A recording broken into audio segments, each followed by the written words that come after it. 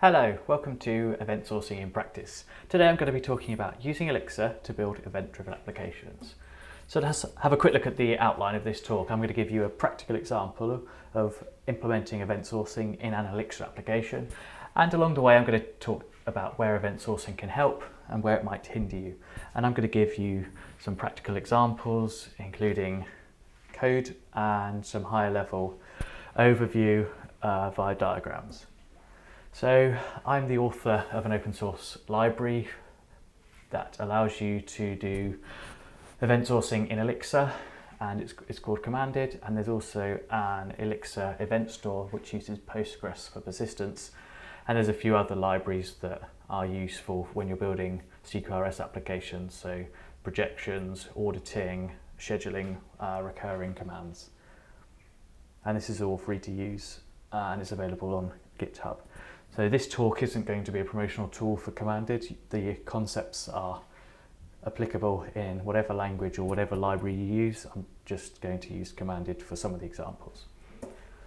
So let me start by introducing the application that I'm going to demonstrate event sourcing with. And there's a website called Strava, which some of you may be aware of if you're an athlete. It's a social network for runners and cyclists. And you can create a free Strava account, and then when you go out for a run or a bike ride, after your ride you upload your activity that was tracked using some GPS device to Garmin or Fitbit or wherever, and then that data can be pushed into Strava, and it's Facebook for athletes, so you can see your friends when they go out for a run or a ride, and you can give them feedback, you can give them kudos to say good job on your run or bike ride. So I decided to build an add-on for Strava, which used the Strava API to aggregate data from athletes and produce challenges. So anyone who wants to can create a club in Strava. So it could be for a cycling club, a running club, it could be a club for you and your friends. And once you have the club on Strava, you can then use the application that I built called Segment Challenge to go and create a competition. And the competition can be based around activity. So this example is how far can you ride in a single year. It could be based on elevation, most elevation in a single ride or run. It could be based on duration. So it could be you have to run or ride 20 minutes every day for a week, or do 10 kilometers of running every week for a month. So the way that you can configure these challenges is almost limitless. So in this example, you just have to ride, the target for this challenge is you have to ride 2,019 miles in the year 2019. So every time you go out and cycle, you get home, upload your ride via your device to Strava, and then that gets pushed to Segment Challenge via a webhook. And there's a leaderboard for everyone who's competing in a challenge. They can track their progress towards the goal, and and in this example, when they complete the goal, they'll be rewarded with a virtual trophy. So you can see so far I'm not doing so well this year. I've only recorded 5 activities for not even 100 miles, so it's going to be questionable whether I can make the 2,000 mile goal this year. So Segment Challenge is designed to foster some competitive spirit between athletes. To go out and see who can ride the furthest or ride the longest, or etc. So when I started creating Segment Challenge, this was the first Phoenix application I'd implemented or started implementing, and so I used the canonical approach of creating an ecto model, defining the fields on my schema, and setting up relationships. So in this case, the challenge is the competition that you can create and host, and it belongs to a club and it has many participants. So these are the athletes who are competing, and that's a join association there.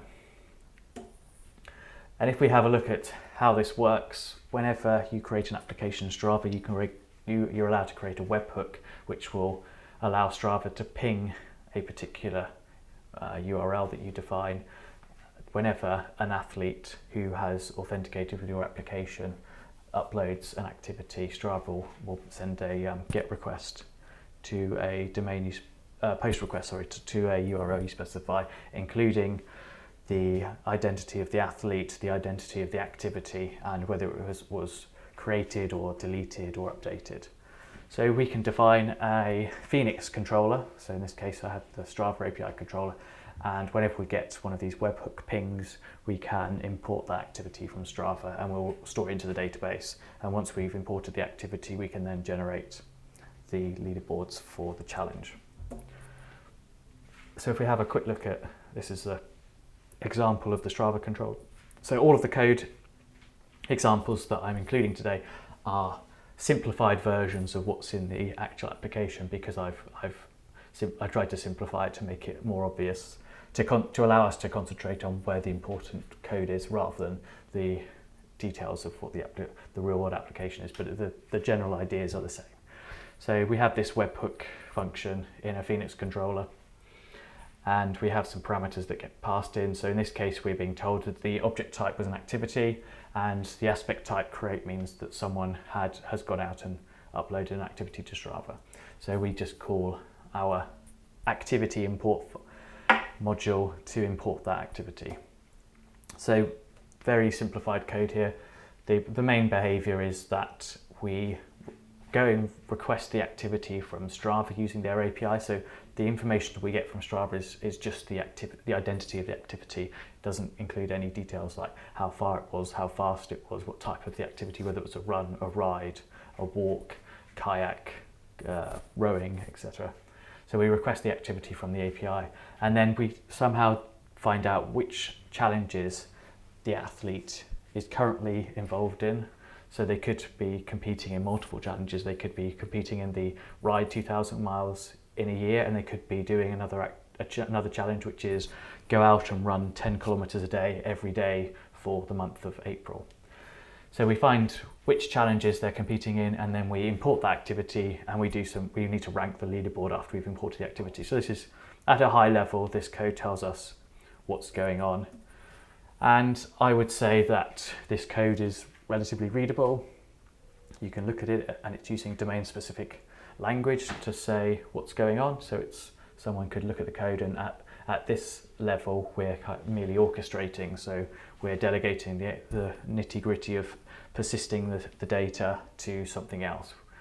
We're just importing the activity and then ranking the leaderboard. And it's relatively extensible. If we needed to do something else, we could add another function into here, and we've wrapped it in a transaction, so it will all succeed or all fail. But on the downside, it's not particularly testable because we have domain logic mixed in with data access.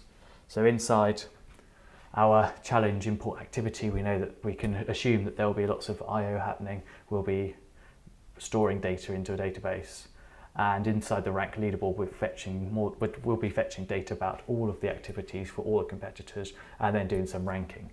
So to test this part isn't easy, because we have a core to the Strava API, we have some query to get the active challenges, and then we're delegating the work to the challenge and the leaderboard. So it's not particularly testable.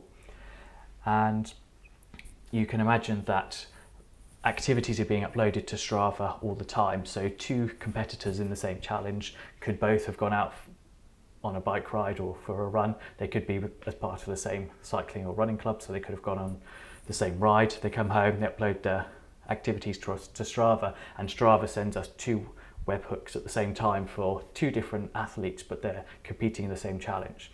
So at that point, this code would run concurrently, because the two separate web requests are being handled by separate processes. And if we didn't use Ecto's optimistic lock, we might find that we have corrupted data, because an activity gets imported in one process, and we rank the leaderboard, and then another activity gets imported in a separate process. And as we're ranking the leaderboard, we're not sure whether we're getting all of the activities at that point in time. So we can solve this by using optimistic locking. And then that's the basic process. So then a feature request comes in. So for the segment challenge, I'm the product owner and the developer and the marketer.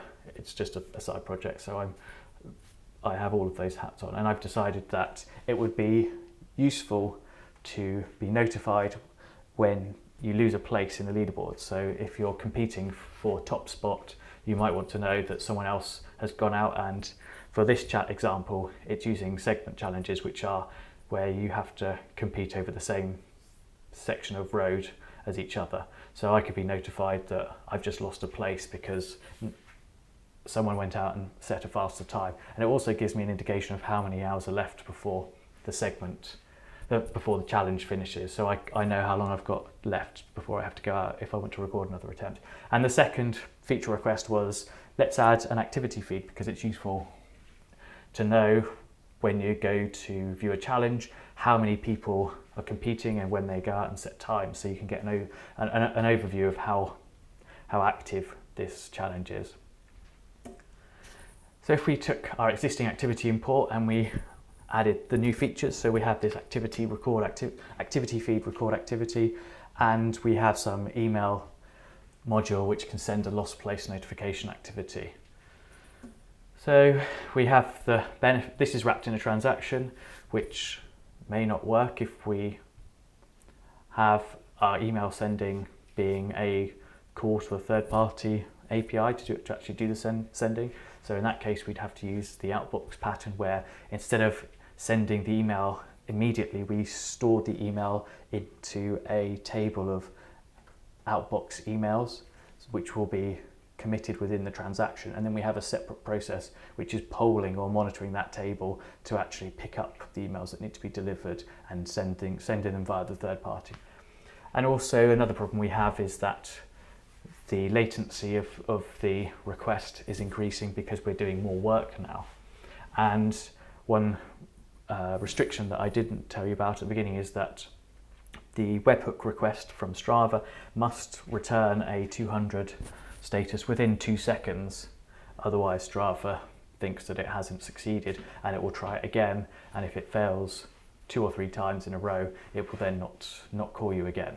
So if we take too long to do all of this behavior, then we'll time out the Strava request and then we'll be called again. So it's not ideal. So what we could do to solve that problem is delegate the work, all of this work, into a job queue, so that the webhook controller merely enqueues a job to say, right, you need to import this activity, and that separates the latency of the request from the processing. So one improvement we could make, or one alteration we could make, is use Ecto Multi to combine all of the database operations into a module or a struct, which is then executed in a single transaction. So this is really no real improvement. It has exactly the same pros and cons of the previous slide. It's just syntactically different, but the real outcome is the same. So often when you have multiple components or multiple consumers who are interested in or want to be notified about something happening in an application, you can use the pub/sub approach, where one publisher publishes a message, and you have many consumers. It may be one consumer, it may be 5 consumers listening for that message and reacting appropriately. So in this case, we could say, whenever the activity is uploaded or created, we will import it into the challenge, and then we can do a publish to say anyone else who is interested in an activity being imported into a challenge, they can listen to this activity recorded message. And we're just using the built-in registry that comes with Elixir. So this is a single process which works on a single node, and you can subscribe to messages and you can handle it however you wish. So we could then have each of the previous steps, so where we before had the ranking the leaderboard, recording activity, sending the lost place notification, we could separate those out into their own individual processes, gen servers, and when they start up, they can subscribe to the challenge topic on the pub/sub, and they'll be sent the message, this activity recorded message, with the challenge that it applies to and the activity that was fetched from Strava. And then we can do whatever we want. So we can do things like ranking the leaderboard, we could send out the lost place notification email, and we can record it as part of the activity feed. So this is good because we now have many loosely coupled components, and it's easily extendable because you can add as many consumers as you wish, and they're completely isolated from each other. So if one fails, so if the email sending failed, that wouldn't affect the leaderboard ranking and it wouldn't affect the activity feed. And because we've separated them out, it's easier to test because we can test them in isolation. Unfortunately, with the pub/sub approach, there's no guarantee of message delivery. So if one of the processes crash and needs to be restarted, whilst it's restarting, it will miss any messages that happen to be sent. And whenever a process isn't running, it doesn't receive a message, and that means that we have to then use something like a persistent message queue if you want to guarantee that all of the handlers will always receive every message. At the moment, this code doesn't guarantee that.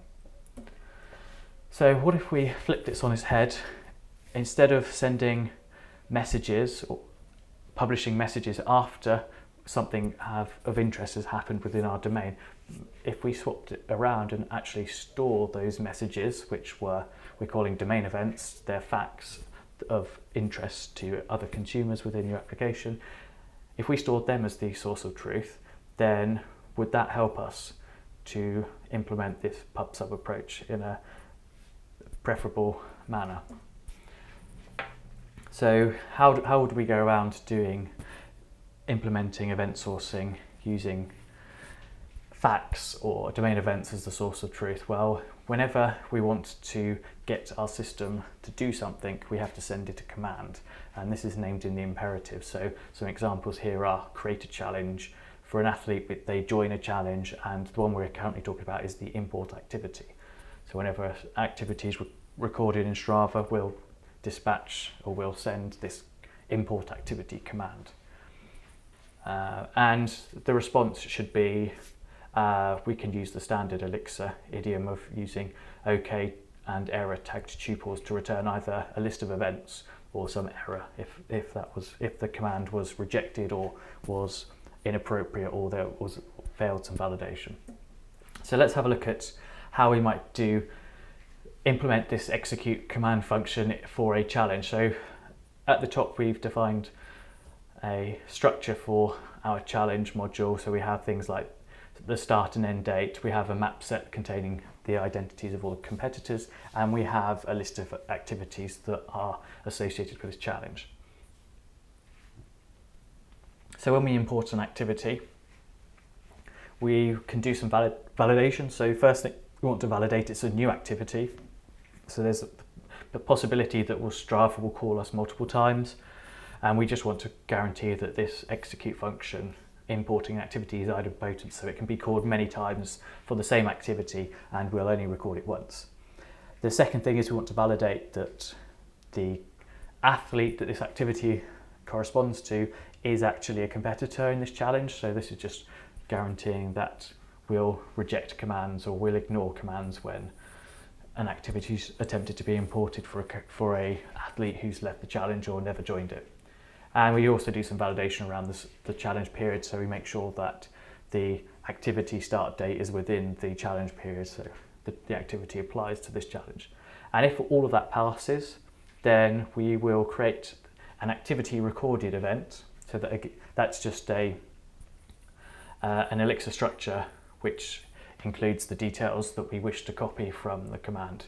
So we can include the ID of the activity, the athlete, start date. We might want to record the distance, the duration, moving time, elevation gain, etc. And we'll return that event back with an OK inside an OK tuple. But if any of these validations fail, then we'll return an error back to the caller. So once we have our command producing an event, we then need to be able to modify the state of our challenge to apply the event to the current state. So for each of the events that the challenge module could potentially create, so challenge created, competitor joined challenge, activity recorded, we want to be able to update the state from that event. So here I have two apply functions, where one of them for the competitor joined challenge event and the second one is for the activity recorded event, which we saw being created earlier.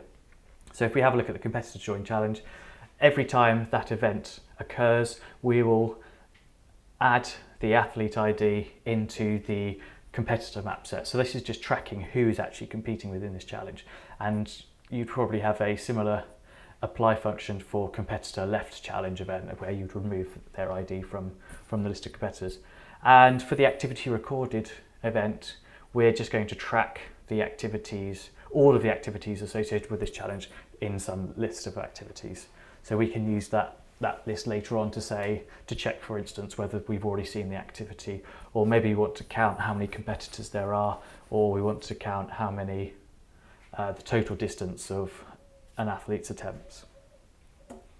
So how would you use this challenge module? So you create a new challenge struct, and you have your command and the challenge, and you call it execute, and that will return you, hopefully will return you OK and one or more events. And to modify the state of the challenge, we then just reduce those events by calling the apply function, and that will give us the updated challenge. So you wouldn't write this code in a real application, because you would you'd write some code to host this code inside a gen server process. And why would you do that? Because it gives you all the benefits that a gen server does. So requests would be serialized. Those would be our commands that are being processed. And we would populate the initial state by reading any existing events. So to do so, we would go to an event store and say, get me all of the events for challenge 1, 2, 3, 4.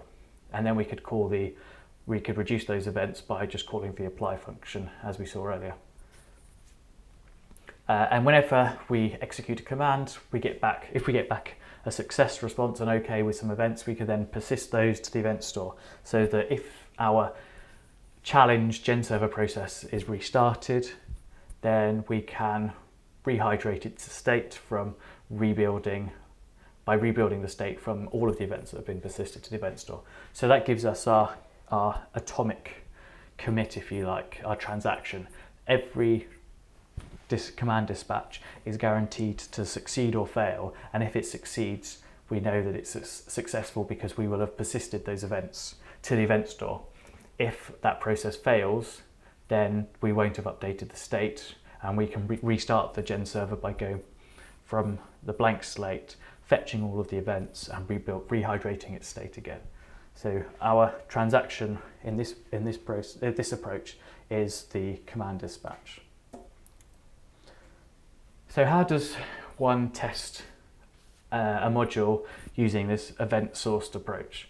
So one of the benefits of event sourcing is that it's very testable, and you can use a helper XUnit case template. In this case, we've called it aggregate case, and it provides an assertion function where you give it some initial events, you pass in a command, so in this case it's import activity, and then you assert that the events that are returned match those that are expected. So you can see that already we have a nice test which is in the language of the domain. So we have challenge created, competitor joined challenge, we import an activity, and we assert that an activity has been recorded. So it gives us a very clean way of testing our domain logic. And you'll notice that because our aggregate functions were pure, given the same input, they'll always produce the same output. These tests can be run async, and they're very fast. And how do we handle errors? Well, we can use the same approach. We say, given some existing events, when this command happens, then I expect an error to be returned. So in this case, when we attempt to import an activity for an athlete who hasn't joined the challenge, we expect an error, not a competitor, to be returned. So I've said these tests then give us a way of looking at asserting the behavior of our domain model in a domain-specific language. We can use xunit's async true flag to make the tests run concurrently, because there's no I/O happening in any of these tests, and they're very fast. So the command and state mutation functions are pure, so there's no I/O happening. The I/O is handled for us. We would delegate the I/O to the gen server, which hosts our aggregate, and we can test that separately. So we can test that when you start the process, its domain events are fetched and it rehydrates the state, and we can test that if the command succeeds, it persists those events to the event store, and if the command fails, it doesn't persist those events and it doesn't mutate the state. And because we've separated the two out, we can then use a library such as commanded, which will do all of that before you. So you only have to concentrate on writing your domain-specific language. In this case, it's the challenge and the tests, and you worry about the hosting. You assume that the hosting is all provided for you by the library, the hosting library, and you don't need to test that yourself because it's well tested on its own. So the next question becomes, how do I design using events? So we went from adding events as an after-the-fact notification using the pub/sub approach, and then we turned that on its head and said, let's make the events, the facts about our system, drive the rest of the behavior.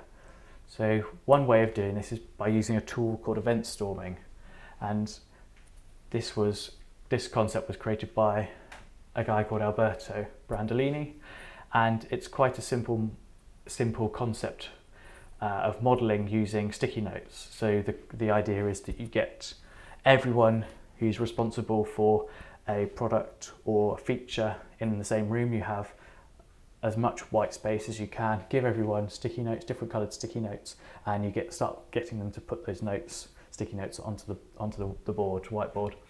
And the colours have different meanings. So the main one is in the centre here, it's the orange coloured domain event. So those are the facts about the system. And you usually use time flowing from left to right. How does a domain event get created? It's usually come from a command in blue, and most commands have an actor, so the person who's causing that command, and they're yellow. So an example would be, if I'm a competitor and I want to join a challenge, then the actor would be me, an athlete, and the command would be join challenge, and the domain event would be competitor join challenge, and the aggregate would be our challenge aggregate. So the aggregate is the thing which provides the consistency boundary.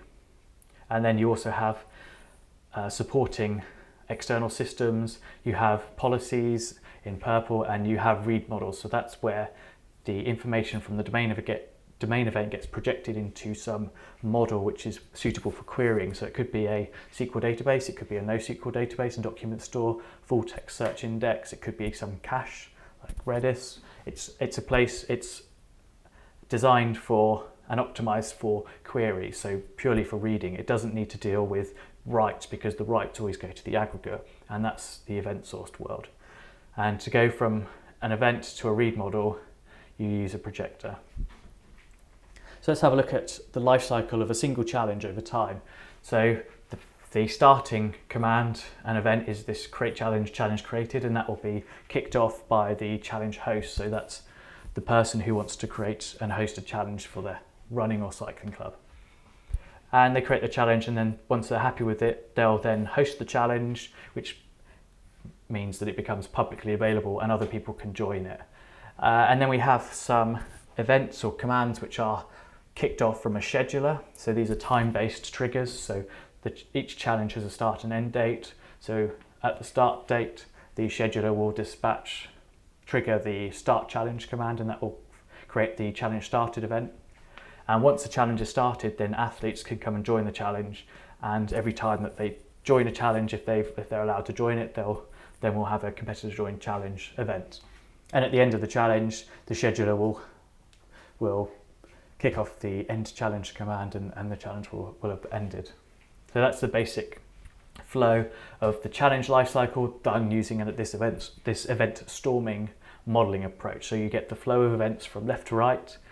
And often the way that you would do this when you were fleshing out the events in your system would be you'd start with the domain event. So maybe we'd start in the middle with our challenge started, And then then before a challenge can be started, it needs to be hosted and it needs to be created, and there's a challenge ended to complement the started. And then we might think about which commands cause these events or trigger these events, and we look at which actors are involved and whether there are any third-party systems. So in this case, we only have the scheduler.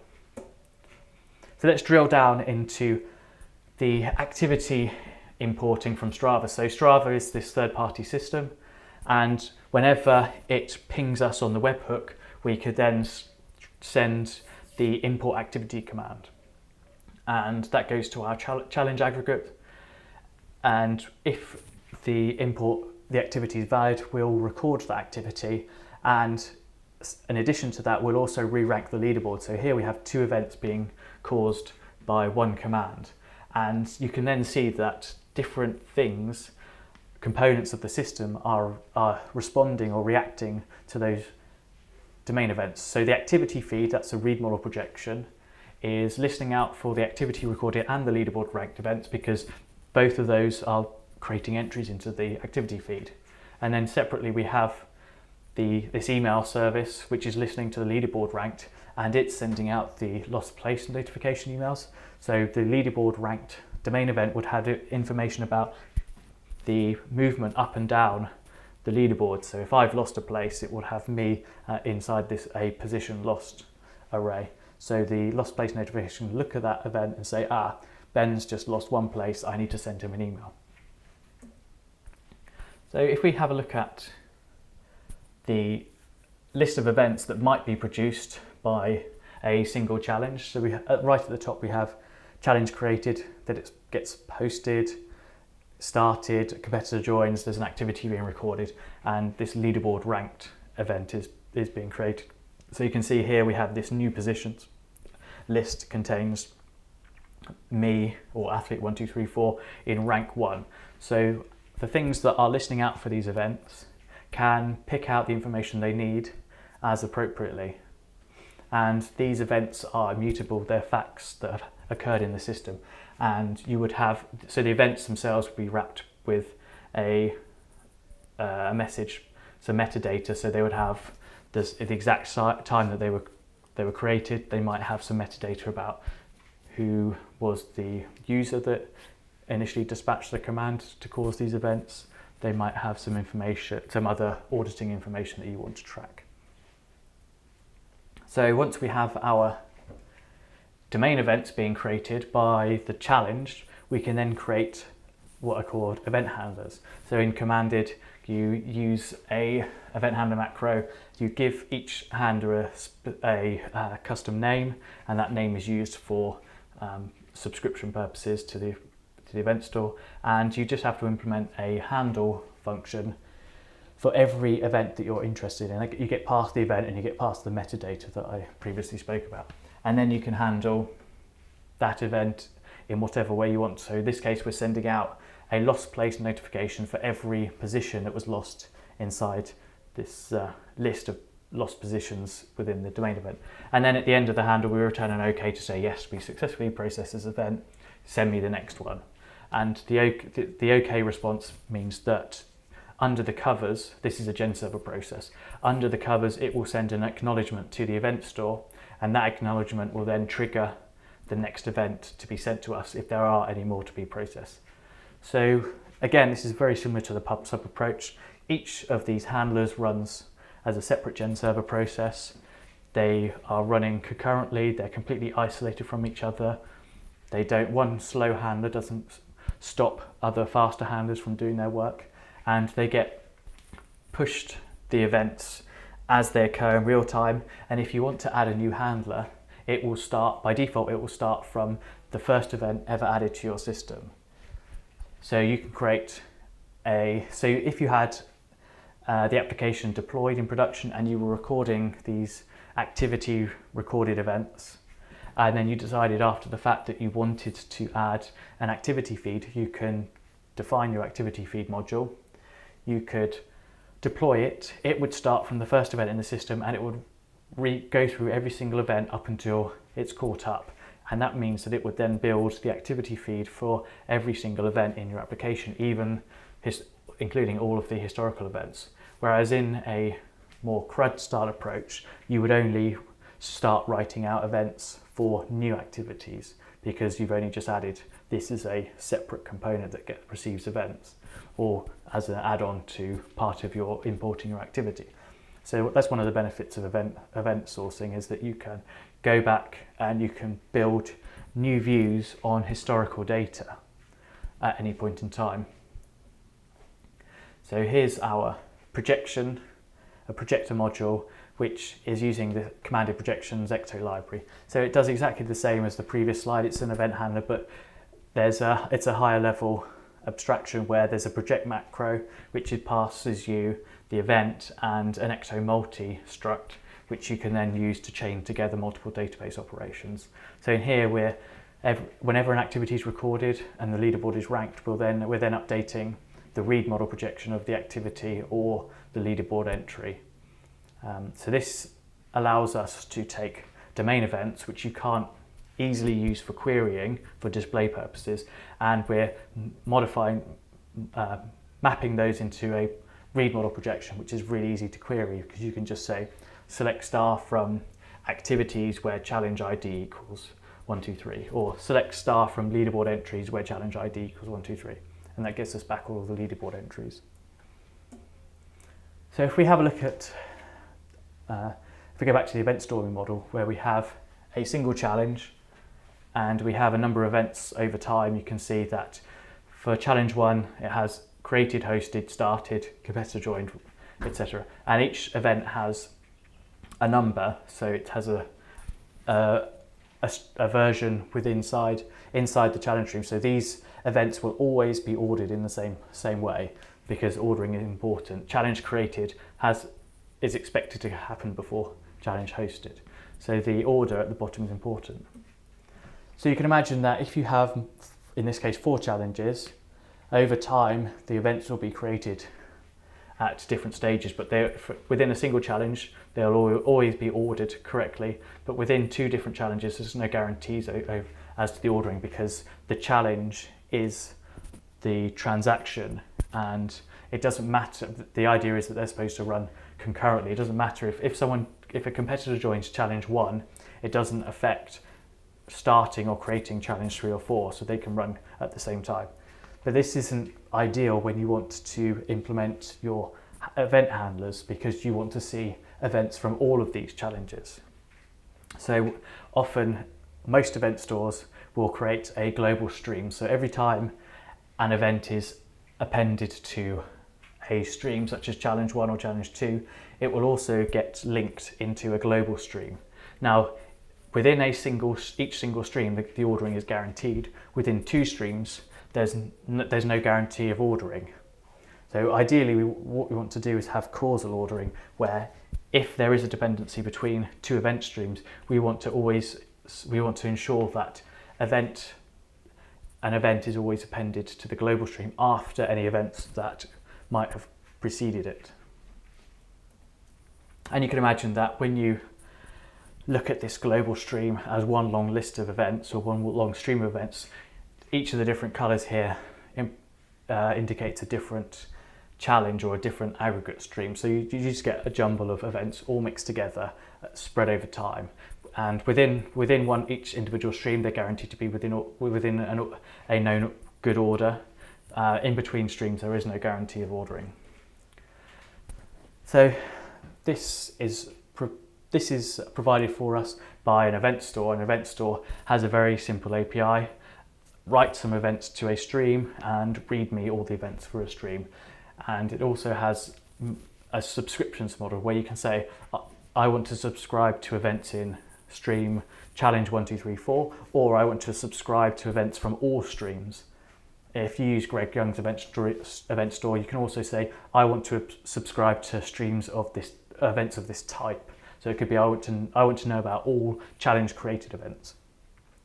And each subscription to the event store has a pointer to the last successfully processed event, so that allows them to run concurrently. So you can see in this example, we have different consumers or subscribers at different positions within whatever event stream that they're subscribed to.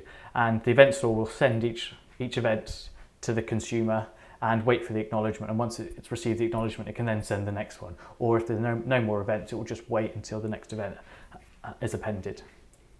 And the benefit of this approach, or one of the benefits of this approach, is that you can then run event handlers. So whether it's a process manager or event handler or read model projection, you can run them on different nodes. They don't have to be running, because they are isolated and they already run concurrently. You can then run them on separate nodes, and you can scale this out. So you have the EventStore pushing the events out to as many consuming nodes or subscriptions on those nodes as necessary. So you might be thinking, how do we deal with changing requirements when we're in this event sourcing world? Well, I can give you an example of one change. Let's say that we want to add a option to pay for challenges, or maybe there's you need to pay for a challenge if you want this particular feature. So we add a new event whenever the host challenge command comes in, so it creates this payment required event, and that kicks off some payment processing third party, which will go out and attempt to charge whatever it is that we've decided for hosting a challenge. And then once we get back once the payment processor gets back an OK or an error response, we can then send another command back into the challenge to say confirm payment or reject payment. So when we confirm payment, we record that as a fact, so we have payment confirmed, and then we also create the challenge hosted event. And if you notice, challenge hosted is the same event that we had to begin with. So we've added a payment processing flow within our challenge without changing necessarily the start and end point. We had host challenge, and challenge hosted is the event that eventually gets created. So if we have other components or other services listening for the challenge hosted event, we've added an entirely new payment processing flow, but we're still using the same marker event to denote that this challenge has now been hosted. It's ready to be shown publicly. We might want to send a confirmation email to the host of the challenge to say, congratulations, here's your URL. Now you can go out, here's the URL to your challenge, now you can go out and share it on social media. So this is a really nice way of re-architecting the flow while still keeping the events the same. So how do we deal with external events? If you remember right back at the beginning, we were talking about activities being uploaded to Strava sending us a webhook ping, and then we importing that activity. So what if we said, instead of trying to call into import that activity, what if we just recorded that as a fact? So whenever Strava sends us a webhook, we can say we'll fetch the activity from their API, and then we'll just record that as a domain event within our system.